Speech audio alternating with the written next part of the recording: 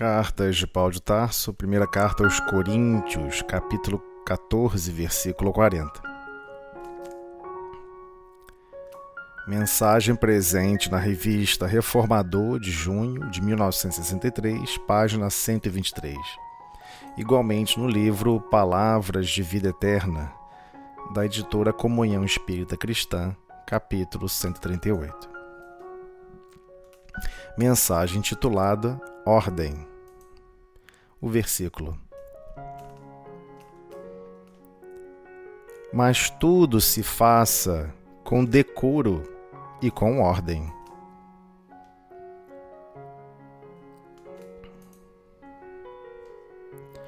Todos os êxitos da ciência humana se verificam na base da ordem estabelecida pela sabedoria divina em todas as esferas da criação.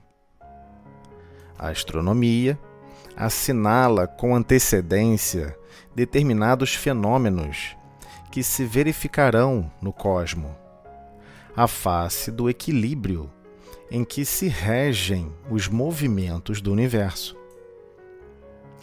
A medicina formula prognósticos exatos em vista de contar com a regularidade das ocorrências orgânicas no veículo físico. Em qualquer região da Terra, é possível prever as horas de sombra e luz.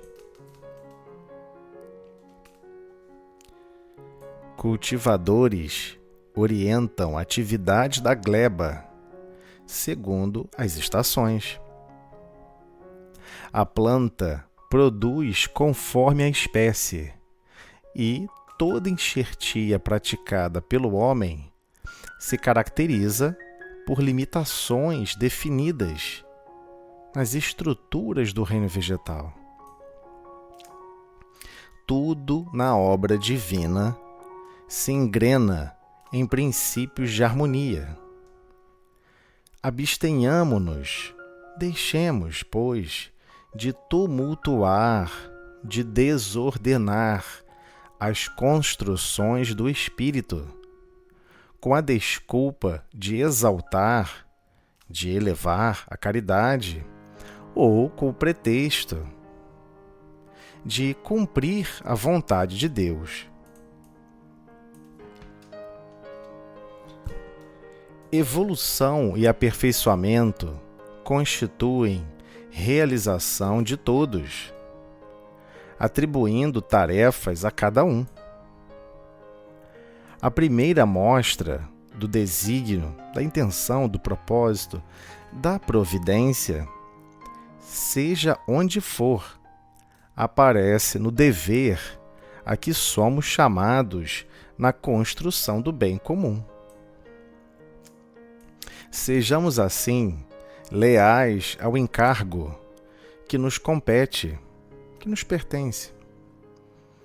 Qualquer engenho para atender com segurança pede ordem, e a ordem solicita se afirme cada peça em seu justo lugar.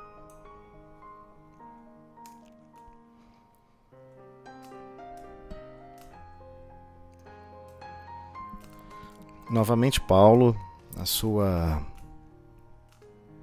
visão bem direta e objetiva, bem claro com relação às conturbações que ocorriam no movimento cristão inicial, conseguiu deixar marcas e recomendações para todos os tempos.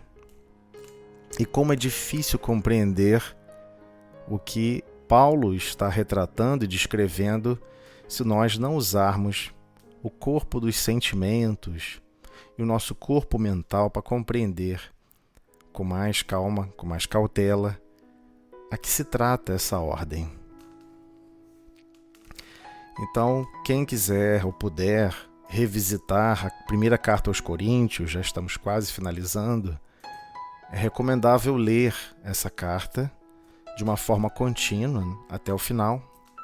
A carta curta, Mas a carta deixa muitos aspectos enigmáticos. Primeiramente, com relação à conversa e os esclarecimentos sobre aquele que está ali como um profeta ou que simplesmente está falando qualquer língua, simplesmente está falando por falar. Então, como entendia na época do povo hebreu e igualmente do povo judeu, o que é um profeta? O profetizar, o ato de profetizar, não é de desenvolver ideias de profecias no sentido de prever o que vai ocorrer. Não é sobre isso que é o profeta para essa cultura, para essa sociedade mais antiga. Para eles e para nós aqui, infelizmente, ficou aprisionado somente esse termo, profetizar é aquele que irá fazer profecias, irá dizer o que vai acontecer. Mas na cultura hebraica não era isso exatamente. Existia um conceito muito mais importante. O profeta era aquele que iria trazer palavras de paz, de harmonia, de sabedoria. Era uma pessoa que, com muita calma, com muita perspicácia, conseguia perceber a verdade, desnudar os muitos emblemas e formas sociais e comentar mais sobre a verdade libertadora. Então o profeta era aquele que dava bons conselhos, que sabia fazer comentários adequados sobre como compor a vida, como realmente devemos estruturar os nossos destinos. O que seria uma boa prática de vivência, o que não seria. Mas igualmente, muitos passaram igualmente a trazer formas, comentários, visões. É o que seria hoje trazer comentários, por exemplo, externos à doutrina espírita, para tentar mudar um pouquinho e expandir a forma de pensamento de alguns. Então, Paulo nos deixa claro, não seria proibitivo trazer isso, mas Paulo deixa claro que preferia falar 5 palavras de sabedoria do que 10.000 palavras que não levem os corações a se desenvolverem na direção do Cristo, a se desenvolverem na direção do Pai. Então, Emmanuel traz para a gente muito essa parte sobre ordem, só que uma ordem que a gente desconhece ainda. Uma ordem difícil de perceber porque ela é sutil, bem sutil. Nós não detectamos, porque nós estamos mergulhados nela. Então, Emmanuel tenta trazer vários aspectos que a gente não percebe. Nós vivenciamos a vida muito distraídos. Então, Emmanuel começa assim: todos os êxitos da ciência. Ele não falou 1 ou 2, aquele ou aquele outro, porque toda a ciência que o homem se empenha em estudar, em desvendar e compreender, são as chamadas ciências naturais. Ou seja, o maior investigador sobre a criação divina é justamente a ciência dos homens. A ciência dos homens, por enquanto, não busca aceitar certos paradigmas para não frear o pensamento mais livre, como já aconteceu no passado.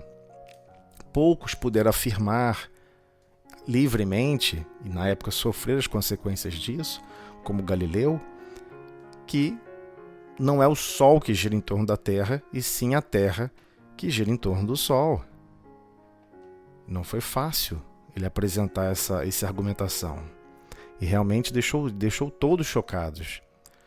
Mas foi possível apresentar isso. Só que esse movimento é de um grau de harmonia impressionante. A precisão, como podemos mensurar essas rotações, esses períodos, é impressionante o quão preciso, quão repetitível é o fenômeno.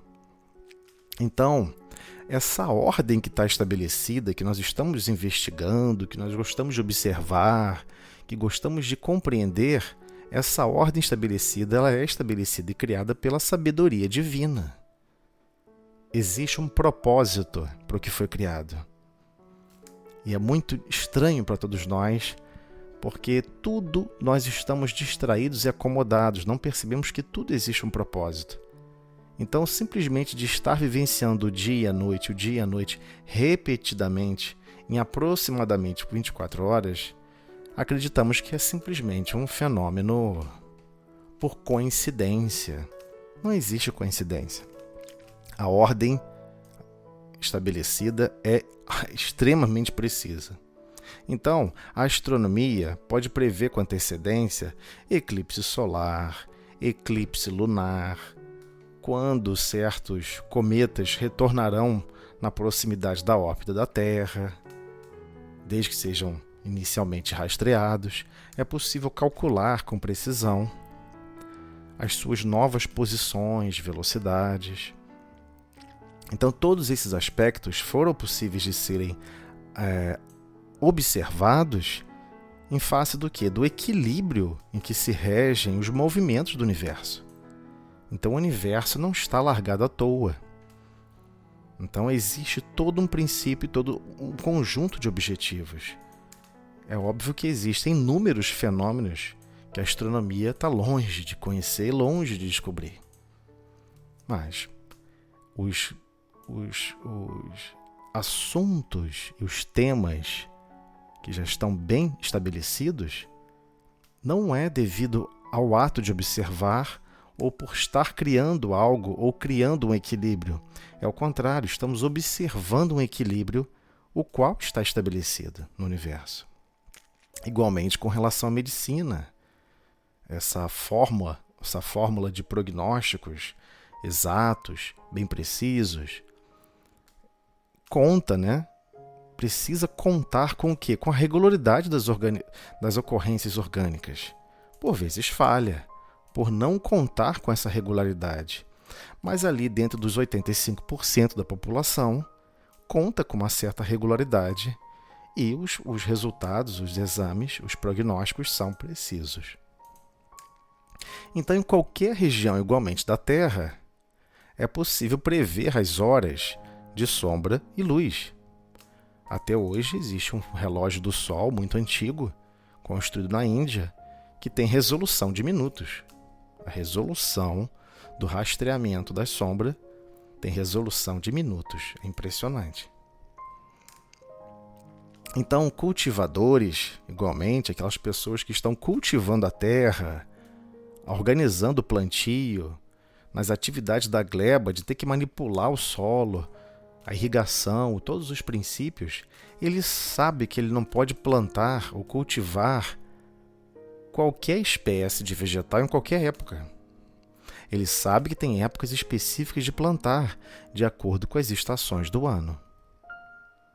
Então ele vai ter que aguardar e vai ter que tratar o solo devidamente para aquela espécie que ali irá fecundar. Então a planta produz conforme a espécie. Ela não vai produzir algo diferente, muito menos em condições adversas. Plantou na época errada, certamente o resultado do fruto é diferente. Não é com a mesma qualidade e por vezes sequer produz frutos. Então, igualmente ele comenta sobre enxertia, porque muitos ficam maravilhados com a capacidade do ser humano em promover algumas enxertias e misturas de espécies, como pegar o tronco de um limão selvagem e você agregar um caule na sequência de uma laranja, de uma laranjeira. Vai crescer, a árvore vai crescer, só que vai dar laranja, sendo que a semente, se você plantar, nasce limão, não nasce laranja. Só que existe um limite. Não existe como você realizar essas... Existe uma limitação definida. Não tem como você alterar a estrutura do reino vegetal. Não tem como pegar uma jaca e colocar num pé de limoeiro. Um limão selvagem que vai sustentar uma jaqueira. É impossível, e vice-versa. Há uma distância entre os frutos ali grande demais. Então, tudo na obra divina se engrena em princípios de harmonia. E agora vem a parte difícil. Abstenhamo-nos, deixemos, pois, de tumultuar, desordenar as construções do Espírito, com a desculpa de exaltar, de elevar a caridade, ou com pretexto de cumprir a vontade de Deus. Então, aqui é um momento muito complicado de compreender, porque temos que mergulhar no que se trata as construções do Espírito. Então, como Emmanuel sempre alertou a todos nós, o que mais falta totalmente no nosso corpo mental é ter a percepção de espiritualidade que nos falta e muito. Muito. É uma distância muito grande. Todos nós temos muita dificuldade em compreender construções para o espírito, desenvolvimentos para o espírito, riquezas e tesouros para o espírito. É muito complexo para todos nós. Então vamos tentar trocar aqui em alguns exemplos para facilitar. Como que alguém que já está, e aqui Paulo está direcionando a conversa para argumentar e conversar com aquelas pessoas que já estão nos objetivos do Cristo. Aquelas pessoas que já possuem a consciência focada em que elas concordam qual é o caminho mais adequado para seguir, para conduzir os corações. Então aqui não é para convencer alguém sobre o Cristo, não é para convencer sobre Deus, nada disso. Compreende-se que todos têm uma boa relação e uma boa mínima base sobre o que é Deus, tem uma compreensão sobre os objetivos do Cristo. Então, como esse cristão pode tumultuar? Porque essa é a pergunta, né, que devemos nos fazer. Como que o cristão ele pode tumultuar as construções do Espírito? E aí começa o problema grave.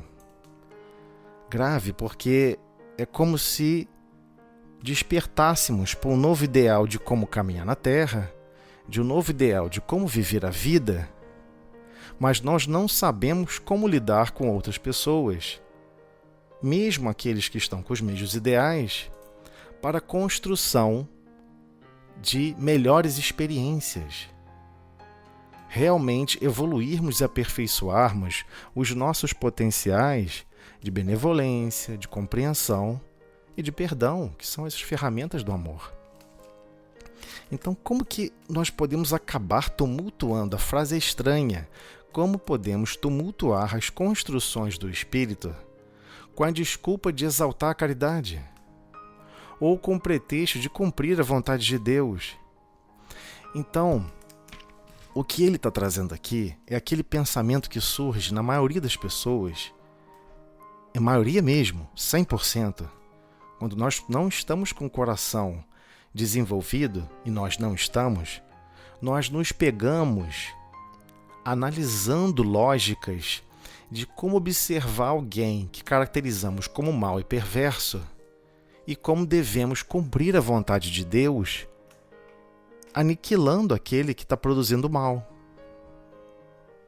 Nós não compreendemos que aquele irmão precisa sofrer uma série de enxertias, mas existem limitações. Então, mesmo no ambiente de convivência fraterna, com objetivos fraternos, seja numa casa espírita, seja numa igreja evangélica, católica, não importa qual é o grupo, são grupo de espíritos que estão ali buscando informações e formas de meditar sobre como sentir a vida, como se descobrir, como analisar e ponderar os próprios valores morais e como colocar em prática os ensinos do Cristo, como realmente vivenciar o cristianismo. E o que geralmente nós fazemos? Nós queremos, de certa maneira, acontece em inúmeros casos, cultivar certas informações, impor certas informações em outras consciências nas épocas erradas. Por vezes aquele irmão não está preocupado com isso agora, com certos aspectos da filosofia espírita cristã, da filosofia cristã. Tem certos momentos que a pessoa pode perdoar alguns problemas, algumas coisas, mas existe ainda uma série de itens em que a pessoa classifica como imperdoável. Olha, se fizer isso assim comigo, para mim é imperdoável. Por quê? Porque ainda está em outra estação. Ele está em estações diferentes. Não adianta tentar plantar, tentar cultivar aquele coração e obrigar ele a aceitar aquele cultivo se ele não está preparado. Não é assim que funciona. Não é assim que Deus funciona. Então, igualmente, a planta, ela só produz conforme a espécie. Então, como todos nós somos herdeiros dos nossos atos, e Deus deixa isso bem claro, nos criou simples e ignorante, estamos evoluindo, aprendendo, nos desenvolvendo, e estamos sempre interligados. Nossa consciência vai estar sempre interligada com o que o nosso status de consciência produz. Então, a planta, ela só vai produzir conforme a espécie.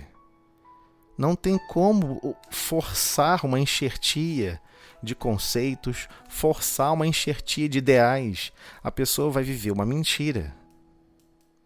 Então, é desse aspecto que ele está falando.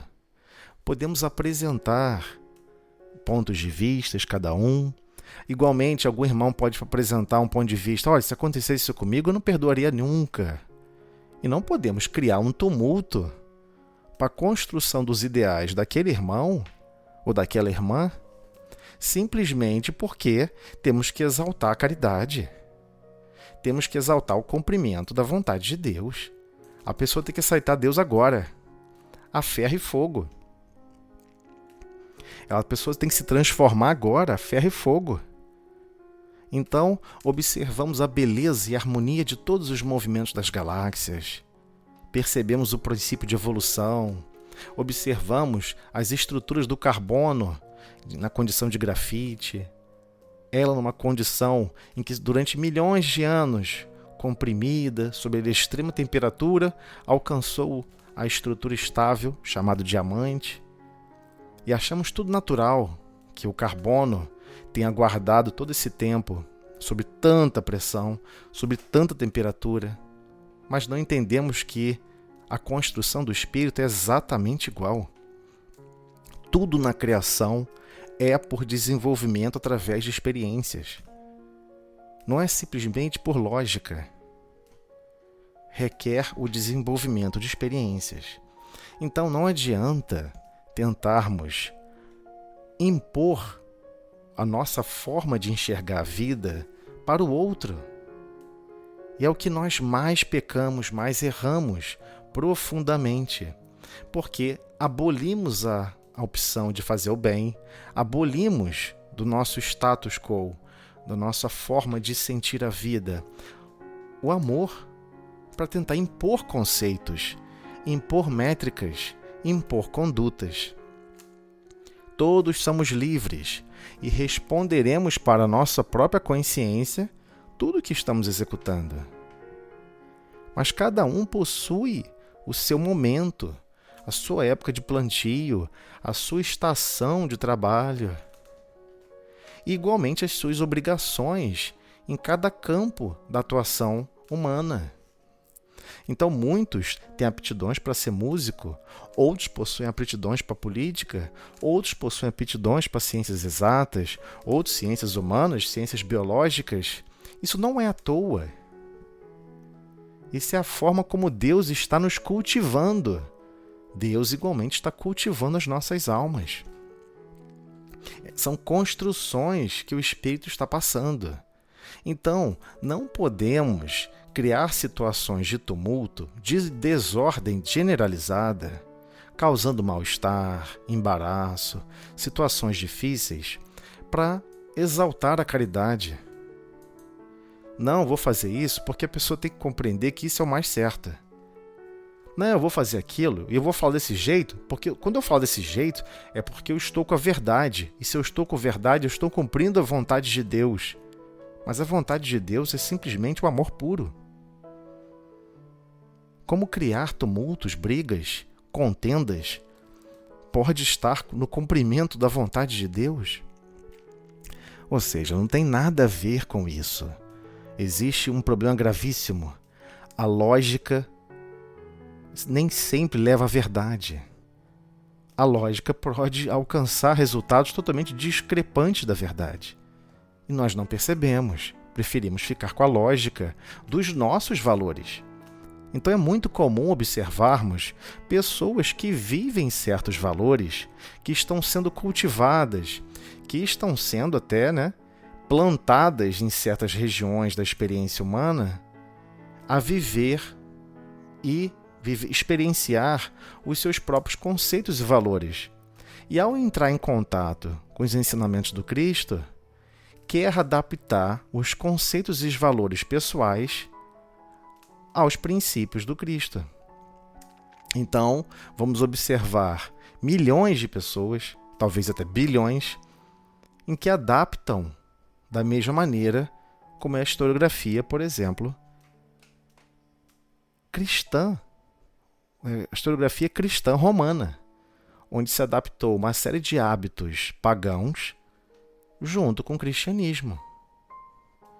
E muitos se enfurecem com isso, acham que isso está descumprindo a vontade de Deus, mas se era a única forma que a pessoa iria aceitar estar envolvida com essas informações, melhor que seja assim do que nada. É esse o grande problema. Então, para aquelas pessoas que estão prisioneiras à ideia que nós só vamos vivenciar uma única experiência, aí eu concordo que realmente é muito, muito complicado. Mas nós que já temos a consciência que somos espíritos imortais, não podemos tumultuar as construções do espírita, porque ela é contínua e continuada. Então, tudo na obra divina se engrena em princípios de harmonia. Igualmente, a consciência de todas as criaturas criadas por Deus. Então, todos, sem exceção, estamos avançando para Deus. E não podemos passar a perceber certas características do processo e querer impor para os outros. Não é assim que funciona. Cada um possui seus objetivos e as suas tarefas. Podemos auxiliar com o nosso amor, podemos auxiliar com a nossa compreensão, podemos auxiliar com a exaltação máxima da benevolência. Mas nunca para tumultuar, nunca para desordenar consciências. Ah, você não vive assim não? E você então é um pecador. E você não está vivendo assim não? Cuidado, hein? Você vai parar no umbral, hein?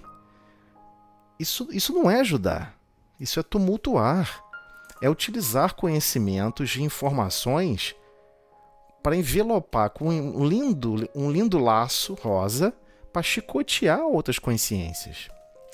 Então não podemos fazer isso. Não, mas eu estou elevando o nível dele de percepção de caridade. Estou apontando tudo que ele deixou de fazer o bem. Estou apontando que ele não me compreende. Estou apontando que ele não perdoa. Mas tudo isso é para exaltar, né? Tudo isso é para exaltar a caridade. Hã? Não é. É óbvio que não é. Você quer exaltar a caridade no outro coração, na outra consciência? Dê exemplos de caridade. Sem explicação. Só deixa o sorriso e as marcas da benevolência. Ah, mas quais são as marcas que o bem, sem interesse, deixa para trás? Afabilidade e doçura. Seja afável e doce, meigo e humilde de coração, e vais observar que estarás deixando as marcas da benevolência em todas as outras consciências nas esteiras do destino. Então temos que parar com esse hábito. Quanto mais se desenvolve a inteligência emocional e intelectual, ainda mais brincamos com esses recursos. Então está na hora de percebermos, olha, por vezes brincamos até mesmo com os corações de quem nós amamos, maltratando a construção que cabe a ela. Não adianta ficar apontando o dedo. Não, mas eu estou cumprindo a vontade de Deus. Deus quer desenvolver aquele coração. Deus quer desenvolver aquela alma. Eu vou logo avisar para ela que ela está errada, que ela vai sofrer muito por isso, que não sei o quê. Você não é Deus. Você não tem como saber como Deus vai tratar esse assunto. Muito menos como Deus vai tratar o que a outra está fazendo. Não, mas se Deus não punir ela, não há justiça, não há justiça de Deus. Então você começou a julgar Deus. Então aí começou um problema mais grave ainda. Então é hoje é esse o momento que nós estamos vivendo. 2022, ainda estamos pegando as informações do Cristo para chicotear consciências, para maltratar corações. Não é esse o objetivo da experiência. Não é essa a forma de como devemos portar o agir no bem, o promover o bem. Então, ele continua. Emmanuel nos explica um pouco mais. Evolução e aperfeiçoamento constitui realização de todos. Todos nós vamos ter que realizar evolução e aperfeiçoamento em todos os valores da sabedoria e do amor, atribuindo tarefas a cada um. Então Deus irá sempre produzir tarefas específicas e focadas, e por vezes largamos a tarefa específica para exercer atitudes completamente em desacordo com o bem. Então, Emmanuel gera uma frase lindíssima aqui para todos nós. A primeira mostra, ou seja, a primeira mostra de mostrar realmente, a primeira mostra do desígnio, da intenção, do propósito da providência, seja onde for, aparece no dever a que somos chamados na construção do bem comum. Então, se você está perto de outros corações e você já concorda que você precisa ganhar experiência em praticar o bem, você já desperta que, na verdade, é o bem comum a todos. E que eu tenho que me esforçar e pensar e analisar como assim proceder. Como é que eu devo produzir o bem a todos, estando no local de trabalho, estando no ônibus lotado, estando a caminho de casa ou a caminho do trabalho? Qualquer local onde estamos sempre com outros corações, temos que estar com o nosso pensamento focado. Como melhor eu posso construir o bem comum a todos? E ele começa no pensamento. Para de ficar com essas psicoses do planeta, de pensadores altamente alucinados, do tudo bom e nada presta. Esse é o primeiro ponto de vista. Tudo é maravilhoso. Tudo é perfeito. Todas as fontes de sofrimento são resultantes da nossa imperfeição. Não é o externo que promove imperfeição. Não são as outras consciências à nossa volta que promovem imperfeição. Somos nós que não somos perfeitos. Porque quem é perfeito não possui nenhum defeito moral e possui sabedoria, ela está sempre em paz e sempre em harmonia com os desígnios de Deus. Ou seja, com a intenção, com o propósito da divindade. Então ela percebe qual é o propósito dela. Ela detecta, opa, peraí. O reino animal, eu já percebi que ele está só preocupado, primeiramente, em preservar a espécie e se reproduzir. A minha maior preocupação é a fraternidade. A minha essência é a fraternidade. Na construção do bem comum. E ele sente que isso é um dever para ele. Ele não se formou como professora para ele mesmo. Ele se formou para auxiliar todos os alunos. Ele não se formou, por exemplo, num curso técnico de alguma atividade técnica para atender os próprios interesses, as próprias ambições. Muito pelo contrário. Ele quer desenvolver serviços para todos, sem exceção. Até mesmo para aqueles que não podem pagar. Pro bono, executa via pro bono, assim igualmente para advogados, arquitetos, engenheiros, até mesmo aqui a dona de casa, preparando a comida. Quantas vezes, por vezes, ocorre que a dona de casa está produzindo uma comida do qual ela não gosta de comer, mas ela faz com todo amor, com zelo e carinho, para aqueles que vão se alimentar daquele material, daquela daquele específico material. Por vezes a pessoa não pode comer um certo produto porque tem amendoim, a pessoa é alérgica a amendoim, mas faz lá a torta de amendoim ou um doce de amendoim para alguém, porque a outra pessoa ama o amendoim.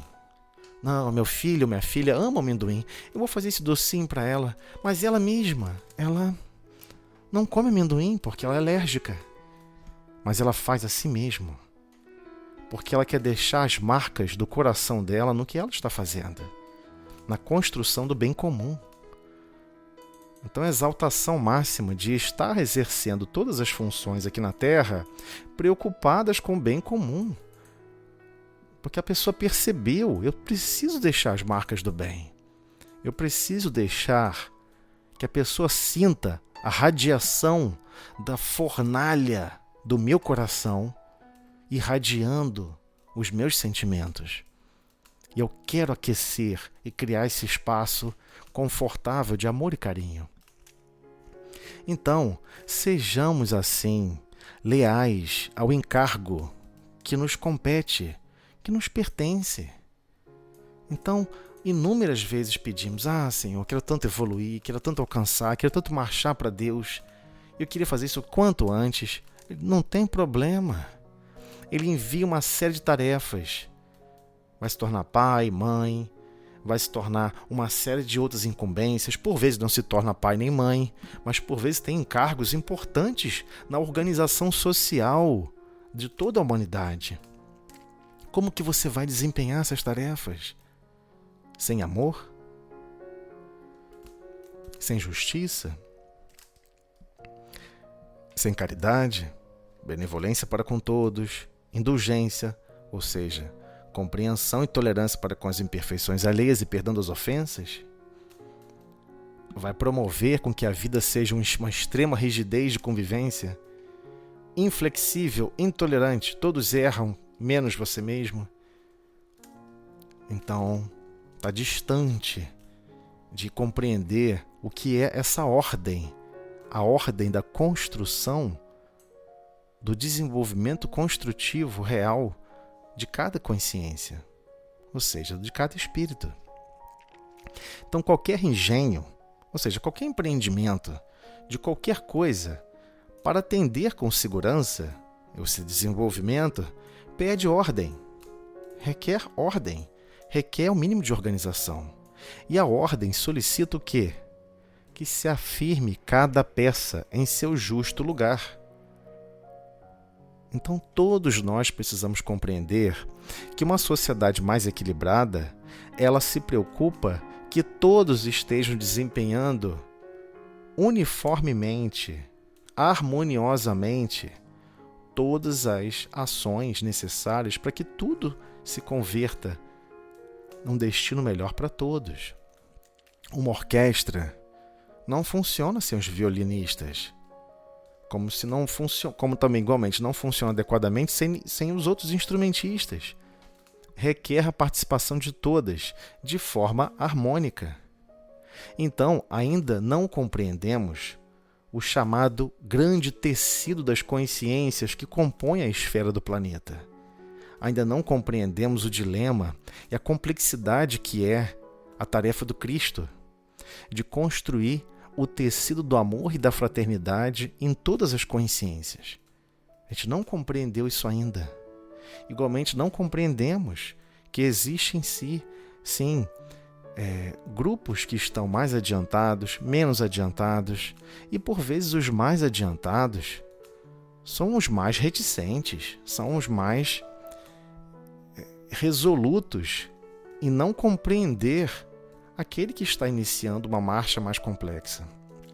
Então precisamos estar, primeiramente, comovidos com os objetivos do Cristo, de construção de consciências, de construções de uma identidade que Ele apresentou para todos nós. O que se torna o Espírito ao chegar na sua última encarnação aqui na Terra? Um Espírito bem-aventurado. Nos explica o Livro dos Espíritos. Então temos que compreender as bem-aventuranças não são explicações aleatórias sobre o que pode acontecer ou deve acontecer com cada um de nós. É o destino de todas as criaturas, é o destino de todas as consciências, é uma forma de viver a vida. Ali se encerra toda a filosofia cristã mais pura.